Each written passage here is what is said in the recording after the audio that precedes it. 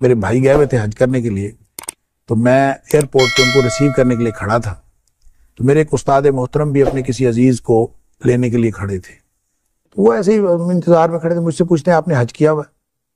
میں نے کہا نہیں۔ تو مجھے کہتے ہیں کہ لوگ سمجھتے ہیں کہ حج پیسے سے ہوتا ہے، حج پیسے سے نہیں ہوتا، حج ارادے سے ہوتا ہے۔ کیا بات؟ اور نیت سے ہوتا ہے۔ آپ ابھی حج کا ارادہ کریں۔ میں نے کہا کہ جی میں ارادہ کرتا ہوں کہ میں انشاءاللہ اگلے سال حج پہ جاؤں گا۔ تو مجھے کہتے ہیں کہ اگلے سال نہیں، اسی سال۔ کیا بات ہے؟ تو میں نے کہا اسی سال کا تو ہو گیا ہے شیخ، اگلے سال ہی آئے گا حج اس کے لیے۔ تو یوں میں نے ارادہ کر لیا۔ انہوں نے مجھے کہا کہ آپ ایسے کریں کہ آپ کے پاس چاہے 10 روپے ہیں چاہے 20 روپے ہیں، آپ اس کو اکٹھا کرنا شروع کریں اور باقی وسائل اللہ تعالیٰ خود مہیا کر دے گا۔ اور ایسے ہی ہوا۔ میں اس کے بعد ان کے کہنے کے مطابق میں نے جوڑ جمع شروع کیا، اللہ تعالیٰ نے وسائل دے دیے۔ ارادہ کر کے اپنے کوشش شروع کر دے، باقی معاملات اللہ کے پاس۔ دوسرا یہ جو کیفیت کی بات آپ کر رہے تھے، میرا خیال ہے کہ یہ ہر ایک کی کیفیت جو ہے وہ الگ ہے، اور اس کو بیان نہیں کیا جا سکتا علمی طور پر اور روحانی طور پر۔ میں چونکہ ایک انتہائی بہت ہی ادنا اور پہلے قدم کا طالب علم ہوں، مجھے علم نہیں ہے کہ یہ باتیں لوگوں سے شیئر کرنی چاہیے کہ نہیں، لہٰذا میری جو کیفیت وہاں ہوئی، میں کسی ایک آدھ دفعہ کسی جگہ شیئر کر چکا ہوں، کر بیٹھا ہوں یوں کہہ لیں، اور اس کے بعد میں نے طے کیا تھا کہ میں نے آئندہ یہ شیئر نہیں کرنا۔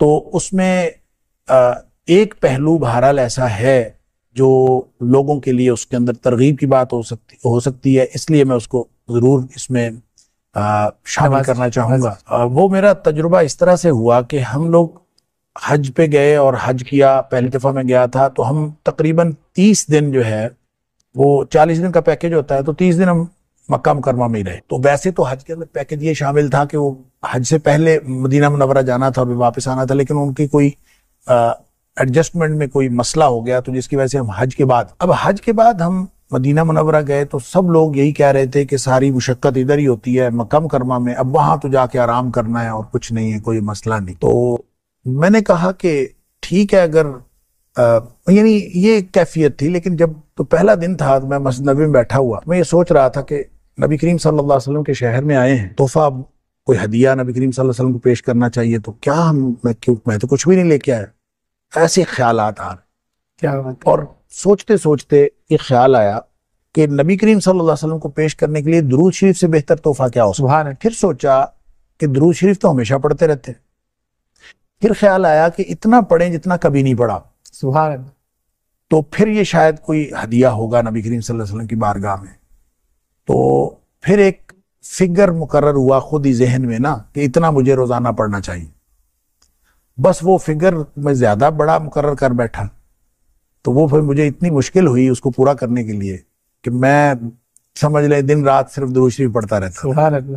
تو اس کا پھر کوئی 5واں کا دن تھا میرا خیال ہے، کیونکہ وہ 7 دن کا وہاں پہ قیام ہوتا ہے، تو 5واں کا دن تھا اور خواب میں نبی کریم صلی اللہ علیہ وسلم کی زیارت ہوئی۔ سبحان اللہ، سبحان اللہ۔ اور اس کی تفصیلات الگ ہیں، لیکن اس میں جو بتانے والی بات ہے وہ یہ کہ نبی کریم صلی اللہ علیہ وسلم نے فرمایا کہ تمہاری دعوت قبول ہے۔ اور یہ اس خواب کی جو سرشاری تھی وہ اس قدر زیادہ تھی کہ میں کبھی 5واں دن تھا تو 2-3 دن اور تھے، تو میں انتظار کرتا رہا کہ مجھے نا دوبارہ پھر کوئی ایسی کیفیت ہو، لیکن پھر کبھی نہیں ہوئی۔ اس کے بعد بھی سفر ہوئے لیکن کبھی یہ کیفیت نہیں ہوئی، بس وہ پہلی دفعہ ہی ہوئی۔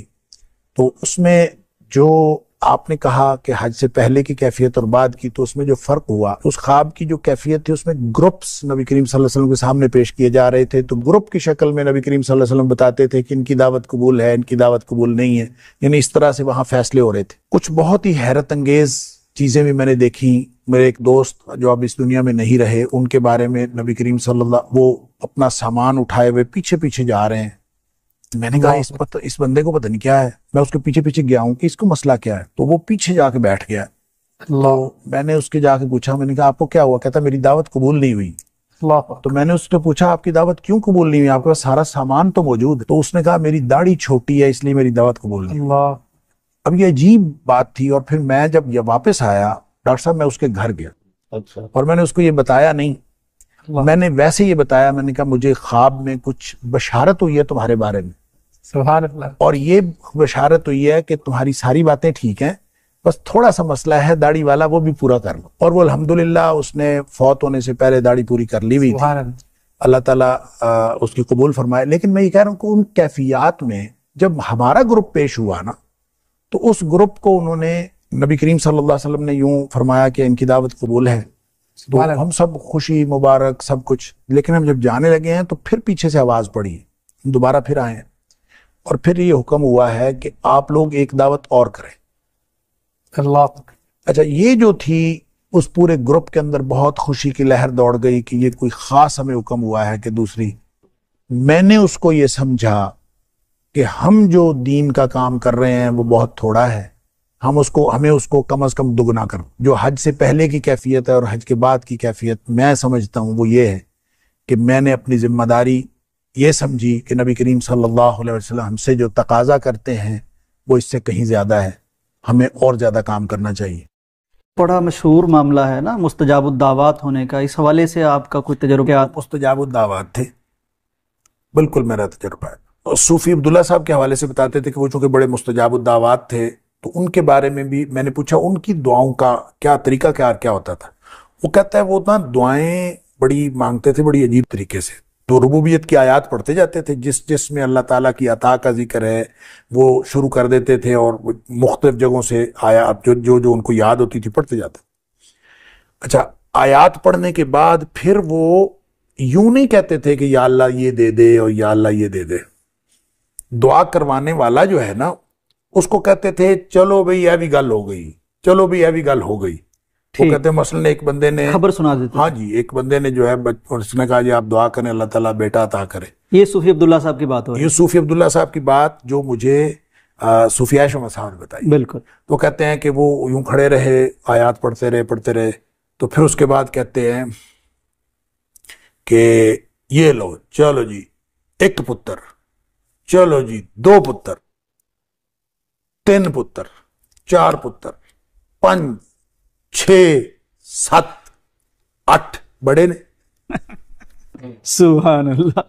वो कहते हैं इस तरह से वो दुआ उन्होंने की। तो वो कहते हैं सूफी ऐशो साहब कहते हैं मैंने अपनी जिंदगी में तो उसके 8 बेटे ही हुए। अल्लाह। अच्छा, खुद उन्होंने मुझे अपने दुआओं के बारे में बताया। एक तो वो जिक्र बहुत करते थे और बाज अज़कार उन्होंने मुझे बताया, मेरे साथ शेयर किए, सूरह फातिहा, आयतुल कुर्सी, बहुत ज्यादा। अच्छा, वो जो कसरत करते थे ना उसका आप ये अंदाजा कर लें कि एक दफा वो कहते हैं कि मैंने अल्लाह से दुआ की या अल्लाह मेरी ये दुआ कबूल कर ले, मैं 1000 रोजे रखूंगा। अच्छा, अल्लाह अकबर। आप अंदाजा करें इस तरह को करता है। हाँ, बहुत और फिर वो कहते हैं मैंने रखे। अच्छा, मैं हैरान हजरत, 1000 रोजे 3 साल बनते हैं। तो कहते कोई नहीं, वो मैं रोज रख लेता था, अल्हम्दुलिल्लाह रोजा रख लेता था, रोजाना ही रख लेता था। सुभान। तो कोई नहीं, अल्हम्दुलिल्लाह कुछ भी नहीं हुआ मुझे, मैं ठीक 1000 रोजे रख लिए।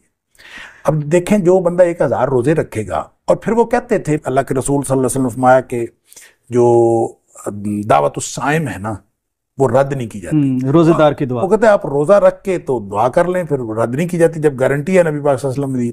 डॉक्टर साहब बहुत शुक्रिया आपका। नाजरीन, ये अल्लाह वालों की बातें हैं, अल्लाह से ताल्लुक़ की बातें हैं। एक ब्रेक, एक प्रोग्राम क्या, इस पे तो ज़िंदगियां बीत जाएं जब हम अल्लाह वालों की बातें करें और अल्लाह ताला की अता की बात करें, उसके देने की बात करें और बंदों से ताल्लुक़ और मोहब्बत की बात करें। वक़्तन आदमी अश कर उठता है कि किस तरह एक शख्स 1000 रोज़े की बात करता है और 10-10 पारे वो नवाफिल में पढ़ देते थे। और अल्लाह से जब ऐसा ताल्लुक़ बन जाए तो फिर तो प्यारे पैगंबर की हदीस भी है कि अल्लाह ताला वो जो बंदा कहता जाता है अल्लाह करता जाता है। प्रोग्राम के आखिर में हम दुआ करते हैं कि अल्लाह ताला हमारे उस बुज़ुर्ग की कब्र मुनव्वर फरमाए, जन्नत में उनके दराजात बुलंद फरमाए।